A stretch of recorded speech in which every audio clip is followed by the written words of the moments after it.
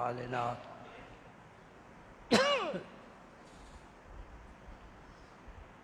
من يهده الله فلا مضل له ومن يضلل فلا هادي له ونشهد أن لا إله إلا الله وحده لا شريك له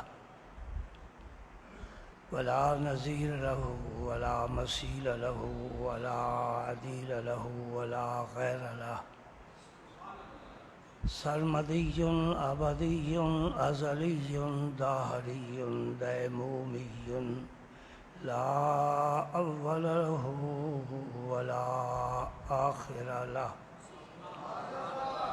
ونشهد أن سيدنا وسندنا وشفيعنا وحبيبنا ونبينا ورسولنا وكريمنا وملجأنا ومأوانا محمدا عبده ورسوله اللهم صل وسلم على رسولك الكريم وآله الطاهرين رب اغفر وارحم وأنت خير الراحمين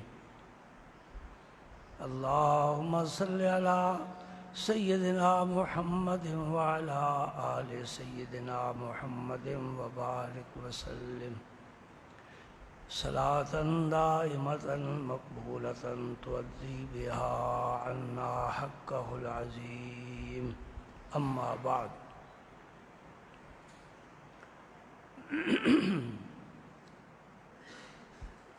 سامعین کو یاد ہوگا میں نے حدیث جبریل شروع کرنے کی سعادت حاصل کی تھی، لیکن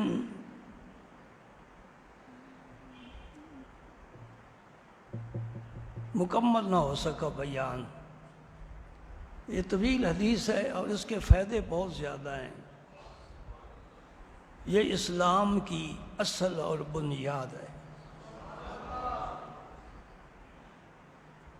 جتنے بھی اسلام کے احکام ہیں، خواہ ان کا تعلق عبادات کے ساتھ ہے یا معاملات کے ساتھ ہے، وہ سب اسی حدیث پاک سے نکلتے ہیں۔ اس لیے علماء نے اس حدیث جبریل کو بہت اہمیت دی ہے اور شارحین نے اس پر بہت کچھ لکھا ہے۔ سب کا احاطہ ہم تو کر نہیں سکتے،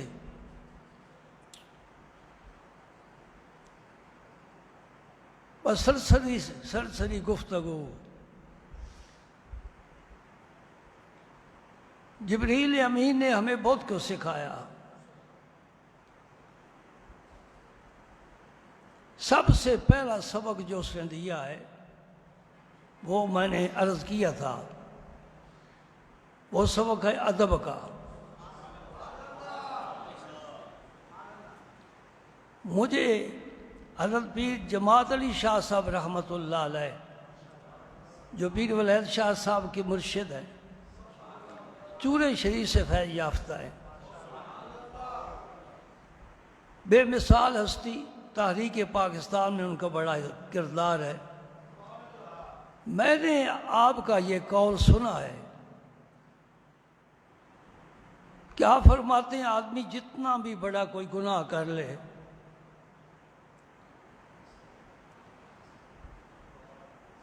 دعا کرو بے ادب نہ بنے۔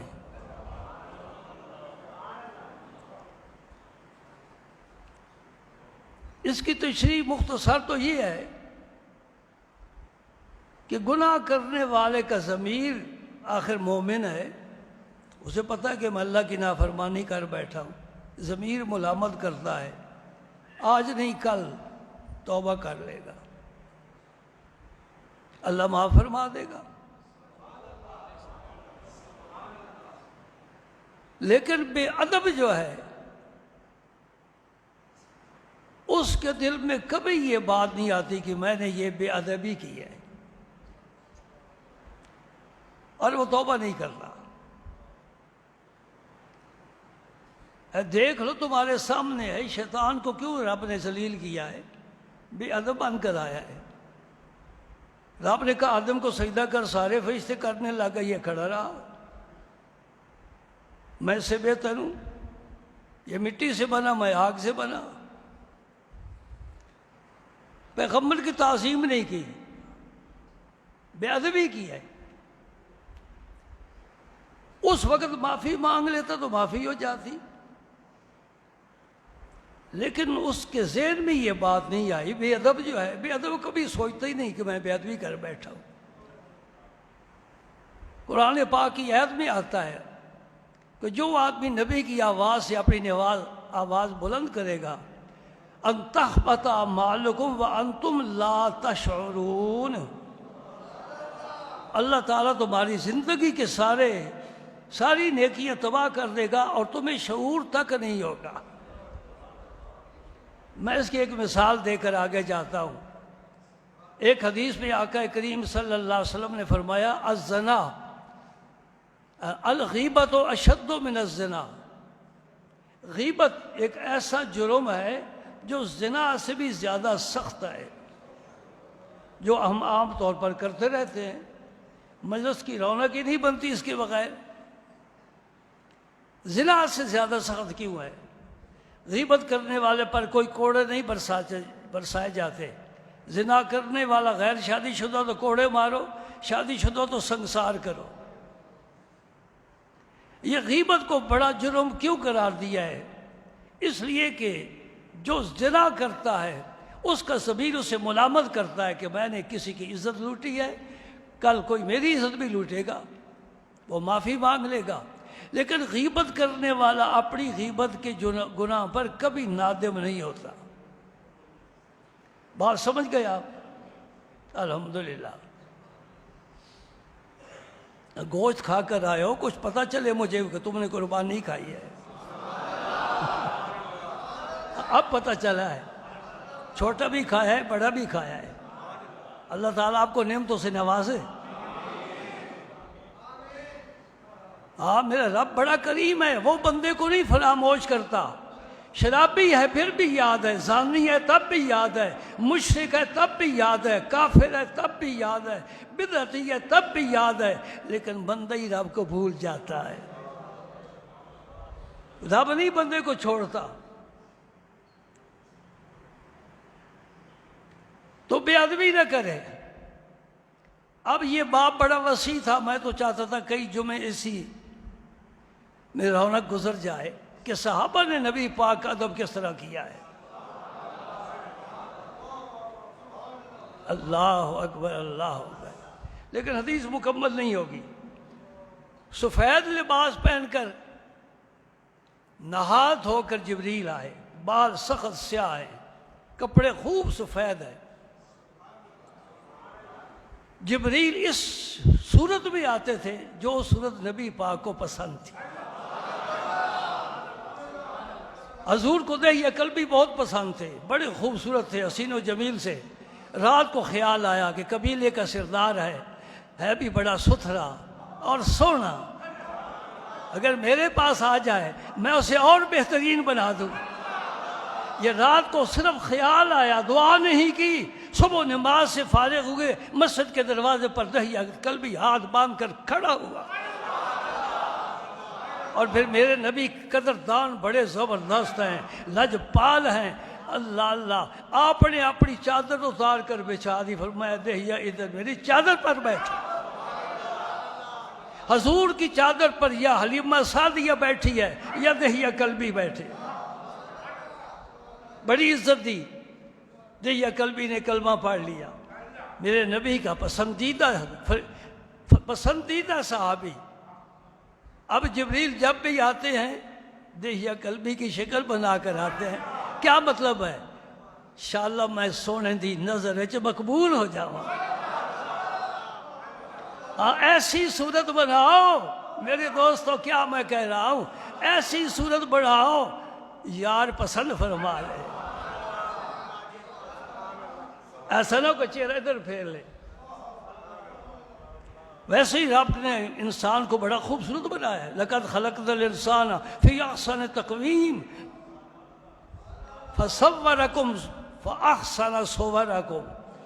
میں نے تمہیں جو صورت دی ہے، اللہ پاک فرما رہا ہے، یہ بڑی ہی خوبصورت صورت ہے. سبحان اللہ. اچھا جس پر بات نہیں کرتا، ہاں آخرت بہتر ہو جائے، یہ منہ اللہ کی جناب میں قبول ہو جائے. قیامت کے دن فرشتے بھی کہیں یہ نبی پاک کے غلام جا رہے ہیں، یہ ولیوں کے ماننے والے ہیں، صحابہ کو ماننے والے ہیں، اہل بیت کو ماننے والے ہیں، ہم سب کے ماننے والے ہیں. ہمارا کوئی فرقہ نہیں ہے، ہم نہیں تقسیم ہوئے. وہی کلمہ جو بلال حبشی نے پڑھا ہے تیری زبان پر بھی ہے، میری زبان پر بھی. ہم اس تفریق کو پسند نہیں کرتے. ہمارا عقیدہ کیا ہے؟ الاسلام. وہی حدیث پاک میں ہے. بیٹھ گئے، ادب کے ساتھ بیٹھ گئے اور حضور سے 4 سوال کیے. پہلا سوال کیا کیا؟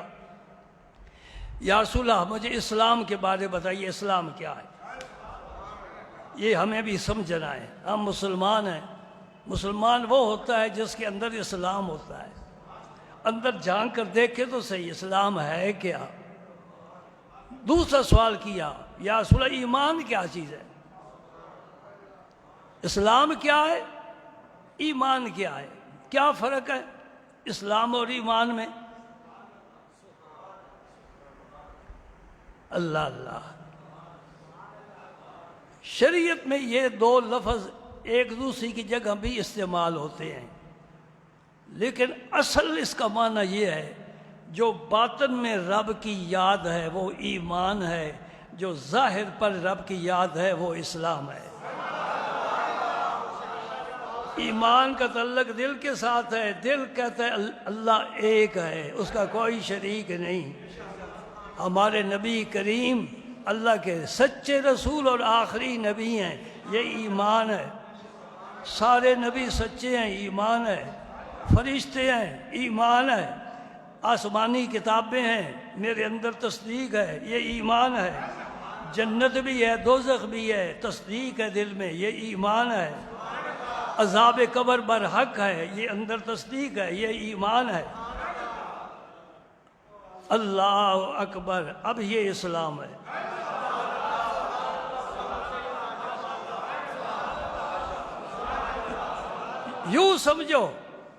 یوں سمجھو ایمان جب مکمل ہوتا ہے اس کا نور برخارج انسان کے جسم پر ظاہر ہوتا ہے، اور اسلام جب ظاہر میں مکمل ہوتا ہے تو باطن میں نور پھیلاتا ہے. باطن میں جو ہے وہ ایمان ہے، ظاہر میں ہے جو اسلام ہے. جبریل نے یہ 2 سوال کیے. ایک بات میں ذرا ترش سی کرنے لگا ہوں، کڑوی.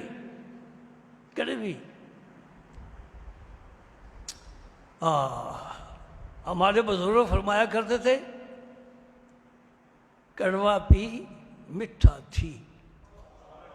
بچپن میں کڑوی گھٹی بچوں کو دی جاتی تھی. ان کے جسم میں جو فاسد مادے ہیں، کیونکہ انسان میٹھی چیزیں کھانے کے زیادہ عادی ہے.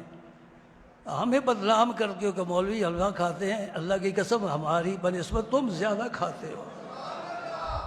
کبھی میرے ساتھ دسترخوان پر بیٹھ کر دکھاؤ تو صحیح مجھے، اور مجھے دیکھو. صرف بات یہ ہے کہ تم خود بنا کر کھاتے ہو، ہمیں رب کھلاتا ہے. بناتے تم ہو، کھاتے ہم ہیں.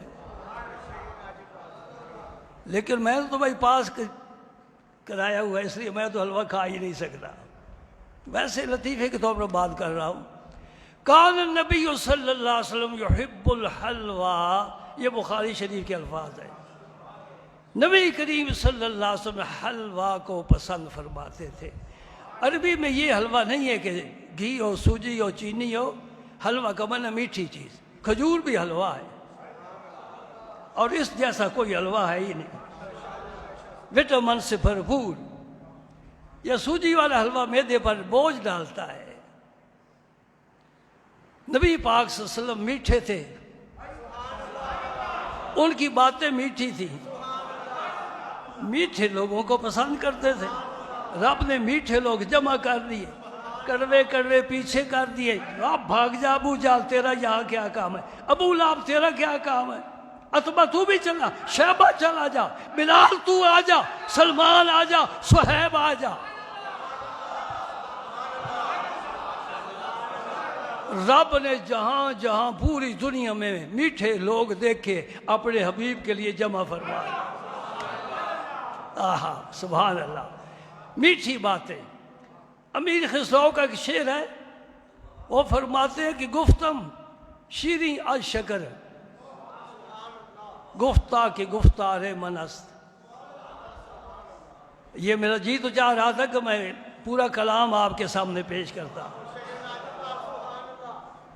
فرماتے ہیں میں نے اپنے محبوب سے پوچھا، میرا بھی محبوب ہے، محبوب الہی بھی ہے۔ خسرو کا یہ کمال ہے، اس کو محبوب بنایا جو اللہ کا محبوب ہے۔ میں نے پوچھا کہ شکر سے میٹھی چیز کوئی ہے جناب؟ فرمایا میری باتیں شکر سے زیادہ میٹھی ہے۔ گفتم کے روشن از قمر، گفتہ کے رخسار منست۔ میں نے پوچھا حضور چاند بڑا خوبصورت ہے، بڑا چمکتا ہے، اس سے بھی کوئی خوبصورت چیز ہے؟ فرمایا میرا چہرہ دیکھ رہے۔ اللہ اللہ، یہ مرید ہے، یہ عقیدت ہے، یہ پیار ہے۔ پیار نہیں، نہ مرید مرید ہے، نہ پیر پیر ہے، یہ رشتہ ہی محبت کا ہے۔ اور مکتب بڑا خوبصورت ہے۔ گفتم کی خسرو نعتوں، حضرت خسرو جو ہے اس کے بارے آپ کا خیال ہے؟ گفتہ پرستار منست، یہ تو میری پرستار پوجا کرنے والا، مجھ پہ عاشق ہے۔ ہاں جی، ہمیشہ مولویوں والی باتیں سنتے ہو، کبھی عاشقوں والی بات سن لیا کرو۔ مولویوں کا اور جہان ہے، عاشقوں کا اور جہان ہے۔ یہ عشق کہاں سے چلا؟ ابو بکر صدیق اور علی المرتضیٰ سے چلا۔ کیسے چلا؟ پتہ ہے سوراخ میں، غار کے سوراخ میں سانپ ہے، صدیق نے اپنی ایڑی رکھ دی، آقا تشریف لائیے، میری گود میں سر ناز رکھیے، زلفیں بکھاری۔ ہے کوئی مرید جو اپنی جان کو یوں خطرے میں ڈالے؟ یہ صدیق اکبر کی شان ہے۔ پھر سانپ نے کام کیا اپنا، ڈس لیا، زہر پھیل گیا جسم میں، آنسو گرے تو کہاں؟ یہاں گرے۔ یہاں کیا ہے؟ حضور کے رخسار ہے۔ آنکھ کھول دی، فرمایا ابو بکر کیا بات ہے؟ عرض کی یا رسول اس میں سانپ ہے۔ وہ کہتے ہاں پاؤں اٹھاؤ۔ میں نے کہا میں نہیں اٹھاتا۔ انہوں نے کہا میں زہر ہوں۔ میں نے کہا میرے پاس تریاق ہے۔ انہوں نے کہا میں موت ہوں۔ میں نے کہا میرے پاس زندگی ہے، تو اپنا کام کر، مجھے کسی بات کی پرواہ نہیں۔ انہیں حضور ڈس لیا ہے، زہر جسم میں پھیل رہا ہے۔ آہا، اس سے آگے سننے والی بات ہے۔ جو یہ ولی صحابہ کو تولتے رہتے ہیں نا کہ یہ افضل ہے، کہ یہ افضل ہے، اور چڑیا کو کیا پتہ ہے کہ سمندر کی طرح ہے۔ میں ان مولویوں پر بڑا حیران ہوتا ہوں۔ کوئی صدیق اکبر کو افضل قرار دے رہا ہے، کوئی صدیق سے علی کو افضل قرار دے رہا ہے۔ خدا کے بندو، تم چڑیا کی چونچ میں آنے والا ایک چھوٹا سا قطرہ ہو، وہ سمندر ہے۔ تجھے کیا پتہ کہ کنارہ کتنا ہے، گہرائی کتنی ہے؟ آپ نیٹ پر سنتے رہتے ہیں، مولوی کشتی کرتے ہیں، ٹھیک ٹھاک کرتے ہیں، ماشاءاللہ۔ پہنچانا تھا نبی کا پیغام امت کو، اور یہ ان باتوں میں الجھ گئے۔ چلو جی میں بھی تھوڑا حصہ لے لیتا ہوں، اجازت ہے؟ کعبے کی کتنی دیواریں ہیں؟ گوشت کھا کر آئے ہو؟ بولو تو صحیح. کعبے کی دیواریں ان میں سے افضل کون سی ہے؟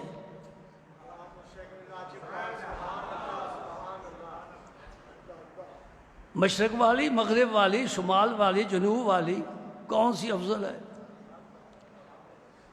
شریعت کی زبان سے جواب دینا. ویسے تو میرے علم میں ہے کہ آپ صلی اللہ علیہ وسلم رکن یمانی اور حجر اسود کے جو درمیان دیوار ہے اس طرف کھڑے ہو کر نماز پڑھتے تھے تاکہ وہ قبلہ بھی سامنے رہے، کعبہ بھی میرے سامنے رہے.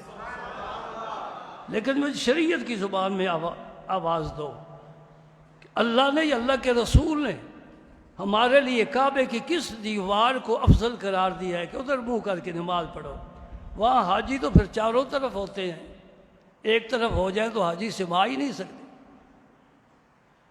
بات سمجھ رہے ہو کہ نہیں سمجھ رہے؟ چار یار ہے نا.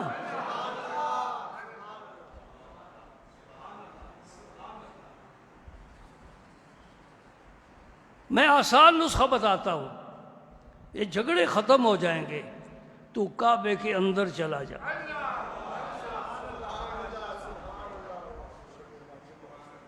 کعبے کے اندر چلا جا. کسی طرح رخ کرنا تیرے لیے ضروری نہیں ہے، جدھر کرے گا کعبہ ہی کعبہ ہے، جدھر کرے گا کعبہ ہی کعبہ ہے. اچھا، یہ دو سوال ہو گئے. ایمان کیا ہے، اسلام کیا ہے؟ میں ترجمہ کر دیتا ہوں. اسلام کے بارے فرمایا ان تشہد اللہ الہ الا اللہ وان محمد رسول اللہ. یہ شہادت ہمارے اندر موجود ہے، سینے میں ہے. زبان سے ہم اس کا اقرار کرتے ہیں، پھر شریعت والے اس اقرار پر احکام صادر فرماتے ہیں. لیجیے 1400 سال کے بعد اب یہ بات چل رہی ہے ابو طالب کے ایمان کی. عجیب بات ہے، مجھے بڑی حیرت ہوتی ہے. اور ایمان کا تعلق ظاہر میں ہے ہی نہیں، ہے ہی باطن میں. تو باطن میں اتر کے دیکھ تو صحیح کیا ہے وہاں، تو کیا نہیں ہے.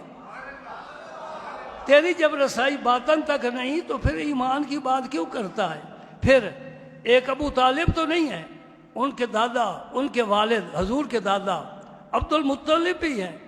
پھر ان کے ایمان کی بات کرو، پہلے بیٹے کی بات میں کرنی، پہلے دادا کی بات کرو. میں یہی ہاتھ باندھ کر علماء سے عرض کرتا ہوں، یہ باتیں چھوڑو اور ایک پلیٹ فارم پر جمع ہو، اختلاف ختم کرو اور امت کو وہ پیغام دو جو حجۃ الوداع کے موقع پر نبی پاک نے امانت صحابہ کے سپرد فرمائی تھی.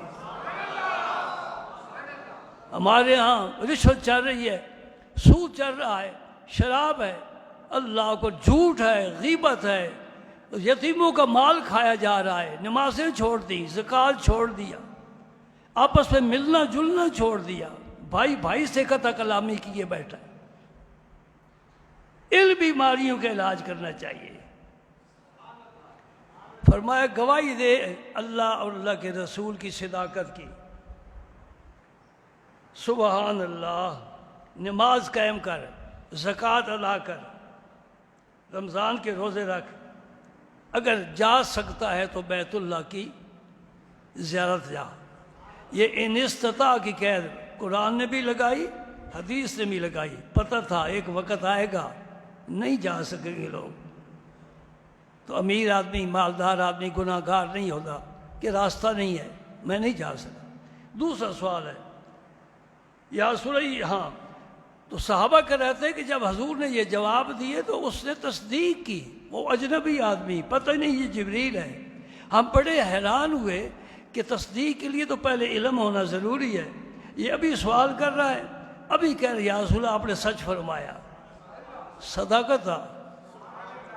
یہ بھی جبریل سبق دے رہے ہیں، اے امتی جب بھی نبی کا فرمان تیرے سامنے آئے فوراً کہے میرے نبی نے سچ فرمایا اور اس پر عمل کر. دوسرا سوال کیا تھا؟ فَأَخْبِرْنِي عَنِ الْإِيمَانِ. ایمان کے بارے حضور بتائیے.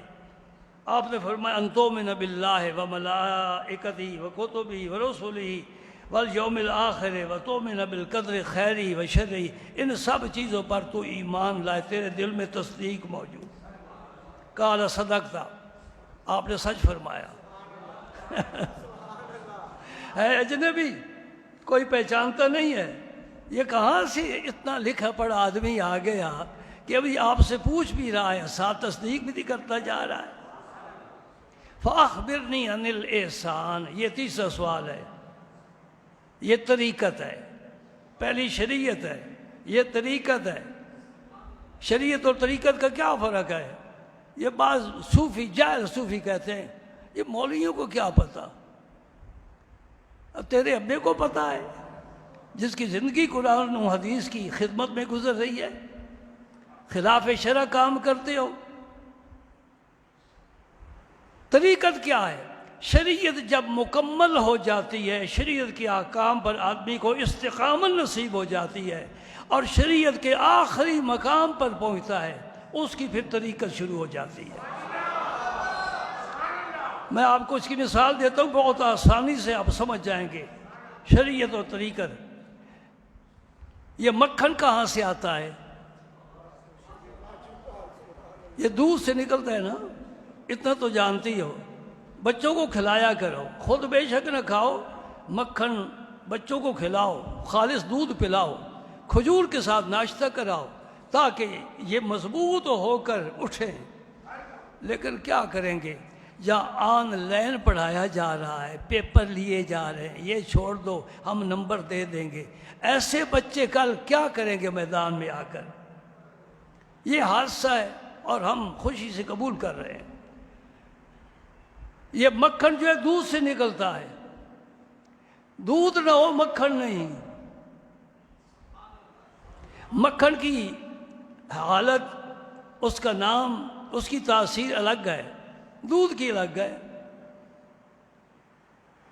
یہ دودھ شریعت ہے، مکھن طریقت ہے۔ طریقت شریعت سے ہی نکلتی ہے۔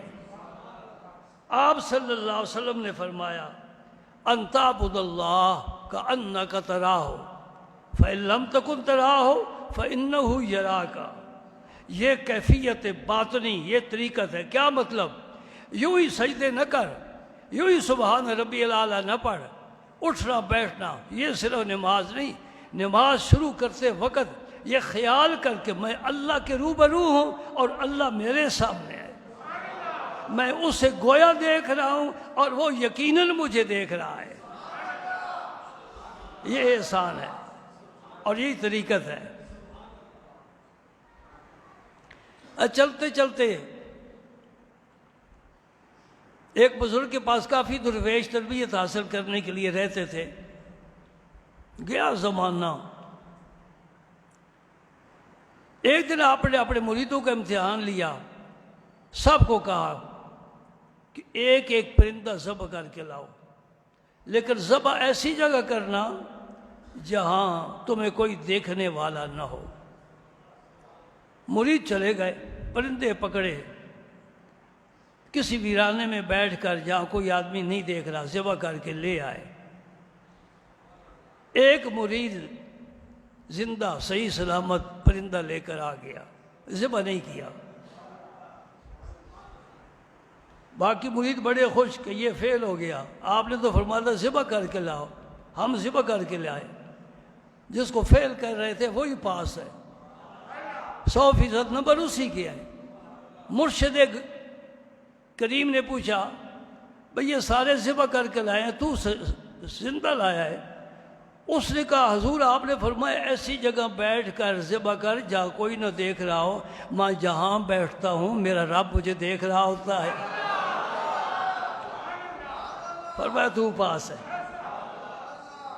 تو پاس۔ پرانے بزرگ بیعت کرنے کے بعد یہ انگلیوں والے وظیفے نہیں بتاتے تھے، کہتے تھے خلوت میں بیٹھو، آنکھیں بند کر کے بیٹھو، اللہ حاضر ہے، اللہ ناظر ہے، یہ تصور کرو اللہ حاضر ہے، اللہ ناظر ہے، میرے سامنے ہے، میں اس کے سامنے ہوں۔ جب یہ پختہ ہو جائے گا تو کوئی گناہ نہیں کر سکے گا۔ ہم زبان سے تو کہہ دیتے ہیں نا، آپ زبان سے شہد شہد شہد کہتے رہو، کبھی منہ میٹھا نہیں ہوگا جب تک شہد کا چمچ منہ میں نہ جائے۔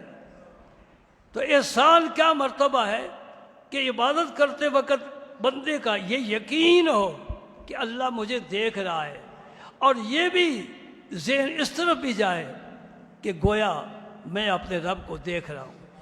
اور کچھ ایسے ہوتے بھی جو ہیں جو تکبیر تحریمہ اس وقت کہتے ہیں، اس وقت کہتے ہیں، بس جو وقت ہوتا ہے، ہم کیا سمجھے۔ اللہ اکبر۔ آخری دو سوال، یا رسول اللہ قیامت کے بارے بتائیے۔ فرمایا مل مسئول عنہا بعلم من السائل، قیامت کے بارے حضور کو اجازت نہیں ہے۔ یہ بتایا کہ جمعے کے دن ہوگا، یہ بتایا محرم کے مہینے میں ہوگا، لیکن کس سال میں ہوگی، کس محرم میں، کس جمعے کو، اجازت نہیں۔ یہاں بھی علماء کی دو رائے ہیں، کچھ کہتے ہیں حضور کو قیامت کا علم دیا ہی نہیں گیا، ان کی تحقیق ہے۔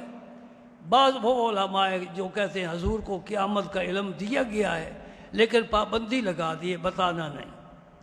اللہ عالم بحقیقت الحال، اگر اللہ علم عطا فرمائے یہ بھی اس کا کرم ہے، اور اگر حکمت کے تحت علم نہ عطا فرمائے یہ بھی اس کی اپنی حکمت اور اس کا کرم ہے۔ ہم وہاں تک نہیں پہنچ سکتے، خواہ باتیں کرنے کی کوئی ضرورت نہیں ہے۔ آپ نے جب یہ صاف نہیں فرمایا لا عالم، بلکہ فرمایا مل مسئول عنہا بعلم من السائل، اے جبریل جتنا تو جانتا ہے اتنا میں جانتا ہوں، تو بھی زیادہ نہیں جانتا، میں بھی زیادہ نہیں جانتا۔ یہ یاد رکھو، ہمارا یہ عقیدہ ہے، علم کا خزانہ اللہ کی ذات ہے، اور اللہ نے جتنا چاہا علم اپنے نبی کو عطا فرمایا، جتنا چاہا اللہ عطا کرتا ہے۔ جبریل نے امین نے سوچا کہ چلو قیامت کا آپ نہیں ذکر فرماتے تو میں کچھ قیامت کی نشانیاں ہی پوچھ لوں۔ سبحان اللہ۔ فاخبرنی عن اماراتہا، یا رسول اللہ قیامت کی کچھ نشانیاں بتا دیں۔ اب آپ آفاق میں گھومے پھریں اور میرے نبی کا قول ذہن میں رکھیں، سامنے رکھیں، پھر دیکھیں آج سے صدیوں پہلے حضور نے کیا فرمایا اور آج کیا ہو رہا ہے۔ سنیے، آپ نے فرمایا ان تالد الامۃ ربتہا، پہلی علامت تو یہ ہے کہ بیٹی ماں پر حکومت کرے گی، اولاد والدین پر حکومت کریں گے، نافرمان ہو جائیں گے۔ ماتحت ہیں جو ان پر اوپر والے درجے کے ہیں، ان پر بھی یہ اپنے آپ کو اوپر سمجھیں گے۔ کیا خیال ہے آپ کا؟ پروگرام بیٹی بناتی ہے کہ ماں بناتی ہے؟ بیٹی پروگرام بناتی ہے، ماں پیچھے پیچھے چلتی ہے۔ یہ قیامت کی نشانی ظاہر ہے، ہمارے پاس بالکل اس کا بین ثبوت موجود ہے۔ ہر گھر میں نہیں تو 99% گھروں میں یہی حال ہے، عورت حکومت، بیٹی حکومت کرتی ہے۔ مجھے یاد ہے ایک حکیم صاحب مجھے کہنے لگے کہ دعا کریں، میری بیٹی ماشاءاللہ تعلیم یافتہ ہے، نے ایم اے کیا ہوا ہے، وہ اپنی ماں سے اکثر جھگڑتی رہتی ہے۔ میں نے کہا ٹھیک کرتی ہے، ماں نے اس کو کیوں جنا ہے؟ یہی ماں کا قصور ہے نا کہ اس سے اس کو جنا ہے۔ میرے نبی پاک نے بھری مجلس میں ایک خاتون کے آنے پر اپنے جسم اقدس سے چادر اٹھا کر بچھا کر اوپر بٹھایا تھا۔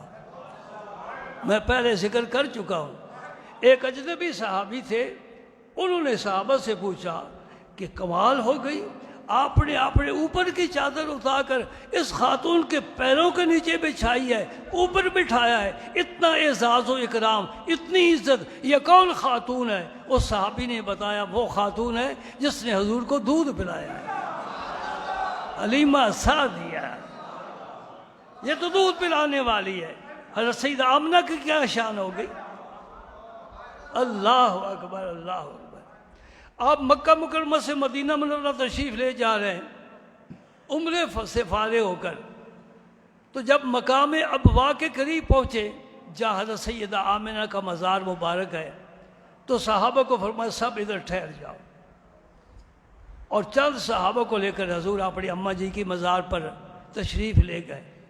پہلے اللہ سے اجازت مانگی، اللہ پاک نے اجازت عطا فرما دی تو مزار پر گئے۔ جو صحابہ ساتھ تھے چند، ان کا بیان ہے کہ اپنی اماں جی کی مزار پر حضور اتنا روئے کہ ہم سب پر بھی گریہ طاری ہو گیا۔ اتنا کبھی آپ کو ہم نے روتے ہوئے نہیں دیکھا۔ اللہ اکبر اللہ۔ پہلی نشانی۔ دوسری نشانی کیا ہے؟ انتر الحفاة العراة العالة رعاء الشاء یتطاولون فی البنیان۔ قیامت کی دوسری نشانی کیا ہے؟ وہ وقت آئے گا تو دیکھے گا جو لوگ برہنہ حالت میں رہتے تھے، لباس بھی ان کے پاس نہیں تھا اور پاؤں میں جوتا بھی نہیں ہوتا تھا اور بکریاں چرایا کرتے تھے، وہ بڑی بڑی عمارتیں بنا کر فخر کریں گے، میری 20 منزل عمارت ہے، میری 30 منزل عمارت ہے۔ آپ کو کوئی نظر آ رہی ہے؟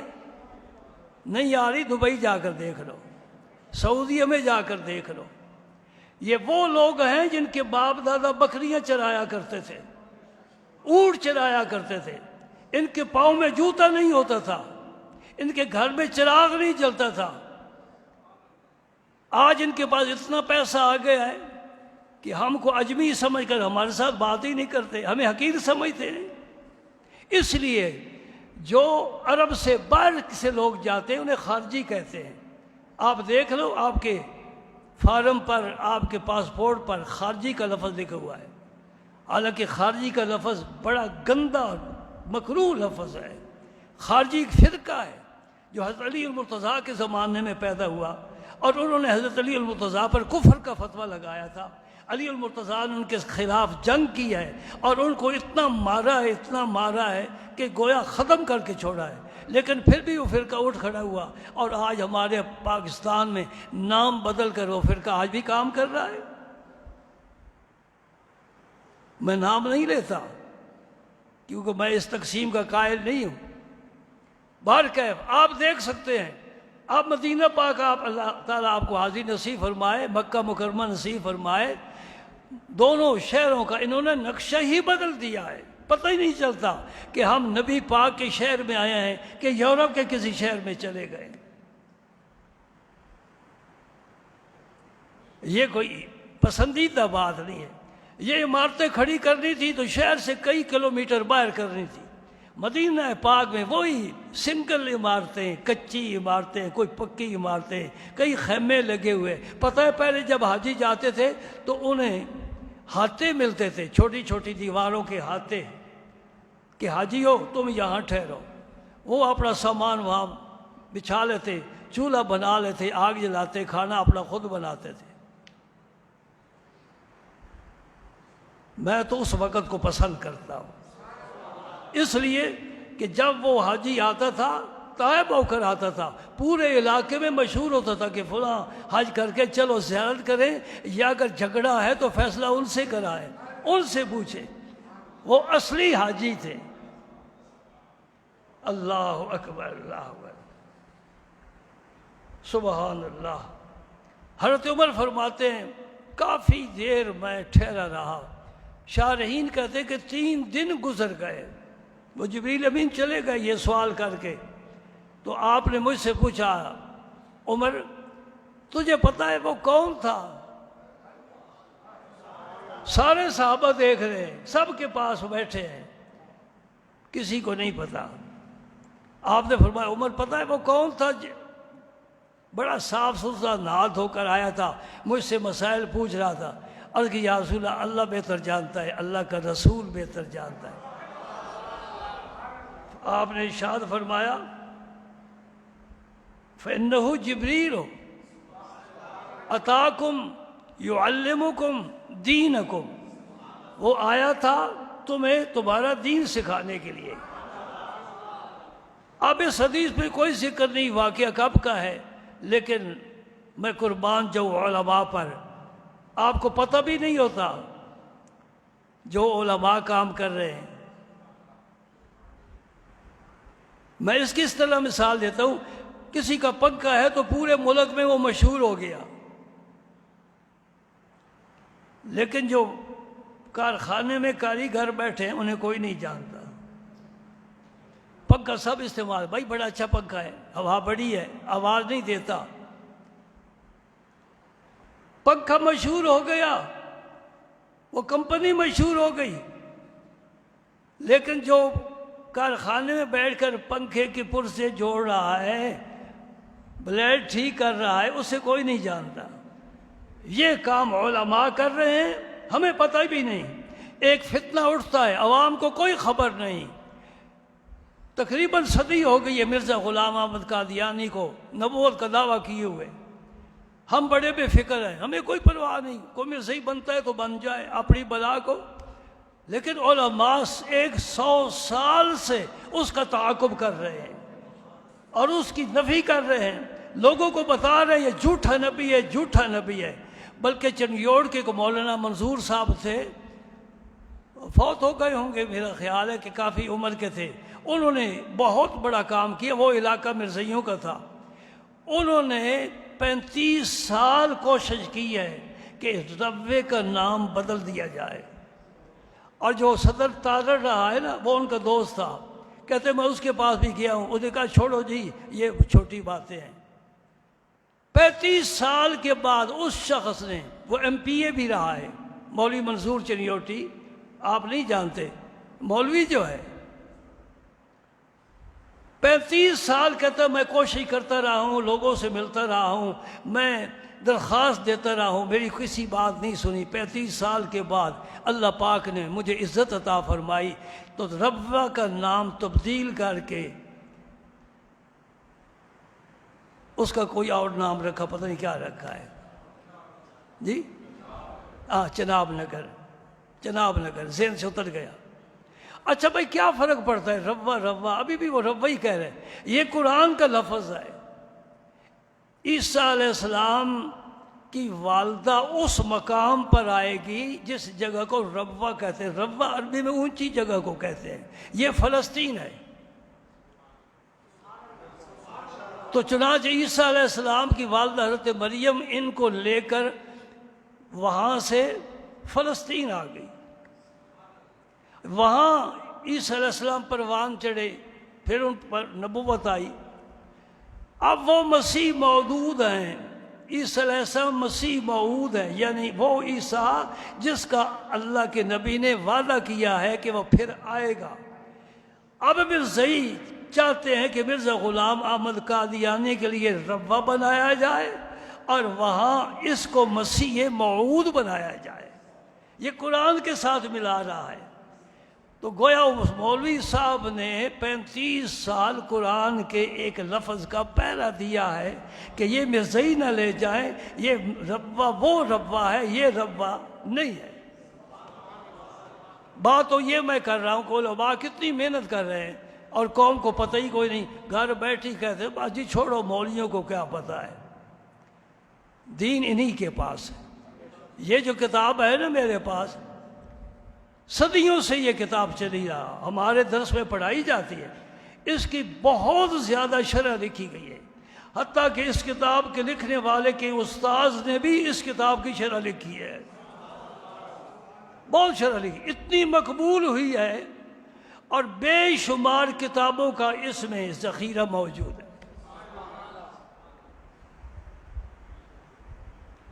تو آپ صلی اللہ علیہ وسلم نے صحابہ سے فرمایا کہ جبریل کیوں آیا تھا؟ یعلمکم دینکم، تمہیں تمہارا دین سکھانے کے لیے۔ یہ جو امانت اس حدیث میں تھی، میں اللہ کا شکر ادا کرتا ہوں کہ میں نے من و عن اپنی طرف سے کچھ شامل کیے بغیر وہ سارا کچھ آپ تک پہنچا دیا۔ اب میں دعا کرتا ہوں اللہ تعالیٰ سے، آپ بھی کہیں کہ اللہ پاک میری خدمت کو قبول فرمائے۔ پتہ نہیں باتیں کرتے ہیں ہم، اس خیال سے باتیں کرتے ہیں، کبھی گھنٹہ گھنٹہ ڈیڑھ گھنٹہ بھی بولتے رہتے ہیں۔ یقین جانو اس امید اور توقع پر کہ اللہ پاک پتہ نہیں کون سی بات پسند فرما لے اور ہماری مغفرت فرما دے۔